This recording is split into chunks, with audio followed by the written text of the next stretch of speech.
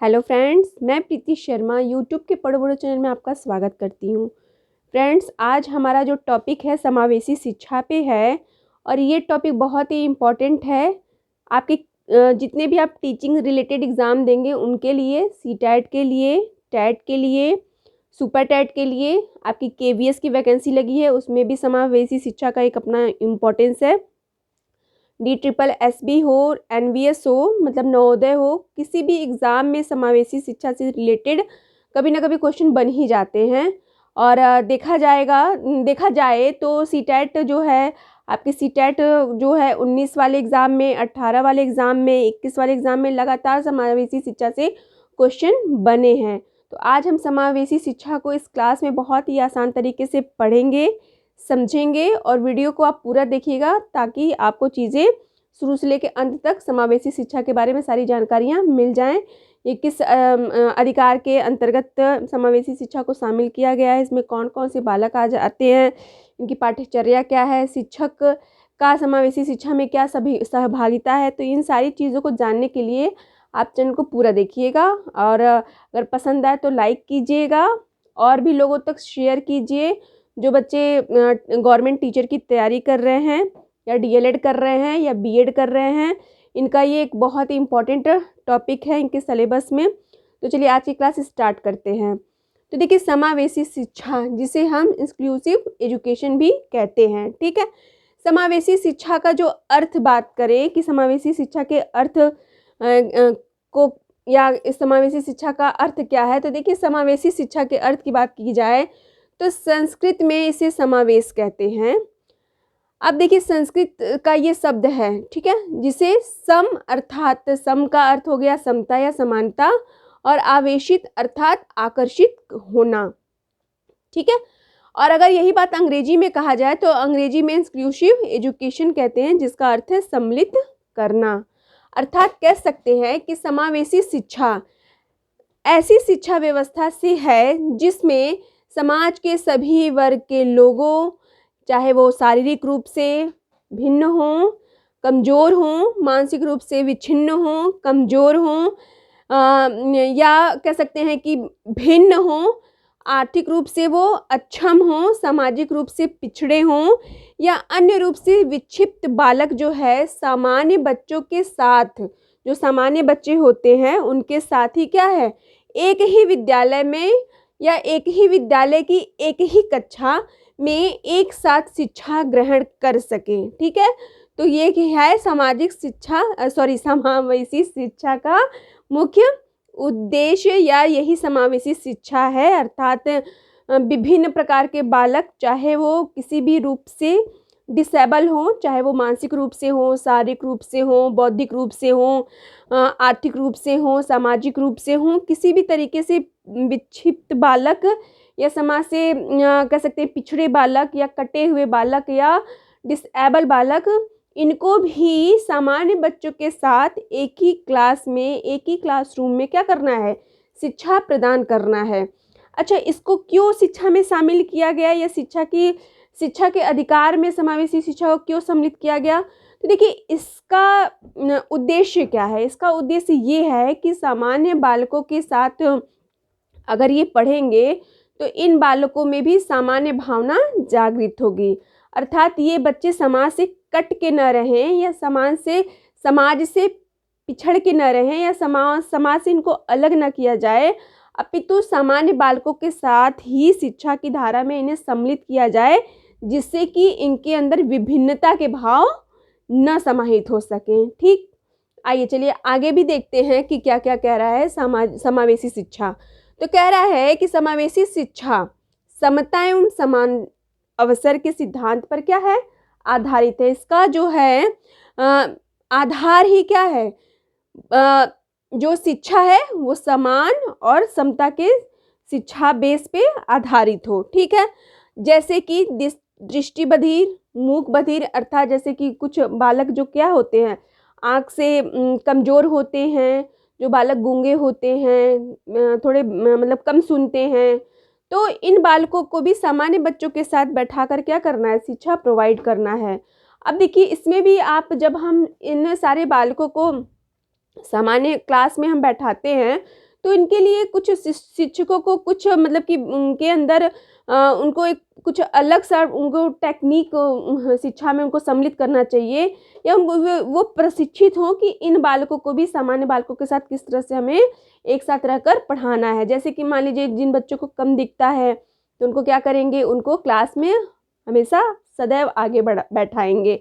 जो बच्चे पैर से हैंडीकैप्ड हैं या पैर से कुछ उनके परेशानी है तो उन बच्चों को भी आप आगे बैठाएंगे। जो बच्चे कम सुनते हैं, ऊंचा सुनते हैं, उनको भी क्लास में सदैव आगे बैठाने का प्रयास करेंगे। जिन बच्चों को कम दिखता है उनको भी आगे बैठाने का क्लास में प्रयास करेंगे, जिससे कि उन बच्चों के अंदर जो भी डिसेबिलिटी है, जो भी उनके अंदर दिक्कत है, जो भी समस्या है, वो सामान्य बच्चों के साथ ही क्या हो जाए, समाहित हो जाए। उनके साथ समायोजन करना उनके लिए या अनुकूलन करना बहुत ही सरल हो, आसान हो। चलिए और भी आगे देखते हैं कि क्या कह रहा है। तो देखिए कह रहा है CWSM। CWSM का अगर आपका पूछता है कि इसका फुल फॉर्म क्या है, तो चलिए देखते हैं।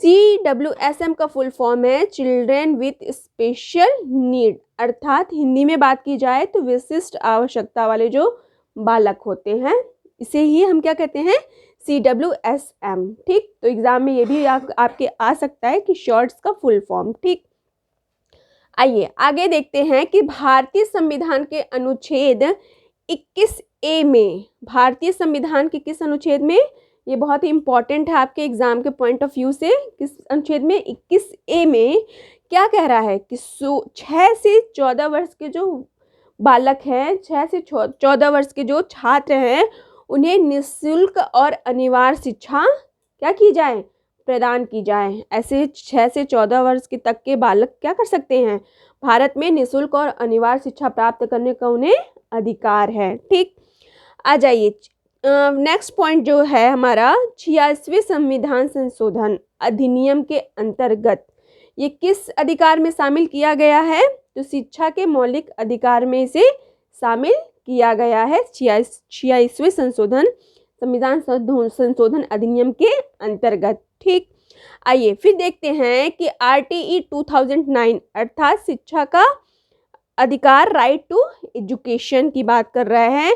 2009 में समावेशी शिक्षा की वकालत क्या करता है, ये जो आपका शिक्षा का अधिकार 2009 है, इसमें समावेशी शिक्षा को सम्मिलित करने की बात कही गई है, या ये समावेशी शिक्षा को की वकालत करता है। ठीक है, तो अगर पूछता है एग्जाम में कि समावेशी शिक्षा को किस अधिनियम के या किस अधिकार के अंतर्गत रखा गया, तो आपके शिक्षा के अधिकार 2009 के अंतर्गत। ठीक है, चलिए मुख्यतः ये जो हमारा जो शिक्षा है वो देखिए इसका क्या है कि समावेशी शिक्षा में, अब देखिए समावेशी शिक्षा में क्या कह रहा है कि सीमित संसाधनों का प्रयोग करके, ठीक है, समावेशी शिक्षा में मुख्य क्या है काम करना है हमें कि सीमित संसाधनों का प्रयोग करके सभी विद्यार्थियों का व्यवहारिक सुविधा व समाधान उपलब्ध कराना ही इसका मुख्य उद्देश्य है। ठीक है, अब ये जो हमारा समावेशी शिक्षा है, अगर इसकी बात की जाए तो सीमित साधनों को देखते हुए, सीमित साधनों को प्रयोग करते हुए सभी विद्यार्थियों का व्यवहारिक सुविधा, सभी विद्यार्थियों को व्यवहारिक सुविधा प्रदान करना है और उनके समाधान को ज़्यादा से ज़्यादा समस्या के समाधान को ज़्यादा से ज़्यादा समाप्त करना है। ठीक, ये जो हमारे समावेशी शिक्षा का जो है ये जो व्यवस्था है, ये ज़्यादातर किन देशों के लिए उपयोगी है, तो ये ज़्यादातर अर्धविकसित या अविकसित देशों के लिए बहुत ही उपयुक्त ये व्यवस्था है। ठीक है, अब आइए ये जो हमारे बार बार हम लोग शिक्षा पढ़ रहे हैं, तो बार बार शिक्षा पढ़ रहे हैं, तो हम शिक्षा का जो कानून है या शिक्षा पर जो कानून बनाया गया या शिक्षा में जो भी कानून से संबंधित जो भी क्रियान्वयन होता है, तो आपको पता ही है, अगर नहीं पता है तो देखिए कि जो इसका शिक्षा पे कानून बनाने का या क्रियान्वयन करने का अधिकार किसे है, केंद्र सरकार को भी है और राज्य सरकार को भी है। मतलब कि शिक्षा पे जो भी विषय वस्तु बनते हैं या शिक्षा पे जो भी चर्चाएं होती हैं, जो भी नया उसमें कह सकते हैं कि मूल कुछ नया संशोधन किया जाता है या उसमें जो भी कुछ उसमें बदलाव किया जाता है, कुछ नया ऐड किया जाता है, कुछ नया विकसित किया जाता है, तो ये बस केंद्र सरकार का जिम्मा नहीं है या केंद्र सरकार के जिम्मे नहीं है, ये अपितु ये राज्य सरकार की जिम्मेदारी भी है कि वो भी शिक्षा के सुधार हेतु विभिन्न प्रकार के क्या करें, विषय पे चर्चा करें। इसीलिए ये केंद्र सरकार और राज्य सरकार के दोनों विषय के मुद्दे हैं, तो इसीलिए शिक्षा का अधिकार समवर्ती सूची का विषय बना दिया गया है, या शिक्षा को समवर्ती सूची में सम्मिलित किया गया है। ठीक, लेकिन शिक्षा को मूल अधिकार बनाने का जो निर्णय है कि शिक्षा को मूल अधिकार बनाना है, उसका निर्णय कौन लेता है? सर्वोच्च न्यायालय लेता है। ठीक, आ जाइए फिर नेक्स्ट देखते हैं कि ये जो शिक्षा के अधिकार की समावेशी शिक्षा की बात हो रही है, तो समावेशी शिक्षा की बात हो रही है तो हम बालक बालक बालक कर रहे हैं, लेकिन बालकों को प्रशिक्षित कौन कर रहा है? बालकों को शिक्षित कौन कर रहा है?